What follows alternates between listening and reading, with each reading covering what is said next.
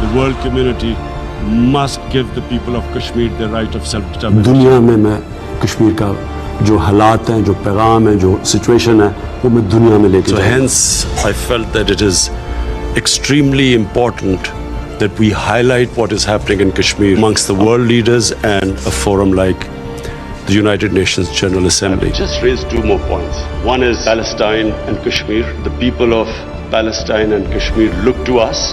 They want to see a unified response from us about their human rights, about their democratic rights, rights which United Nations Security Council resolutions have given them and unfortunately not implemented.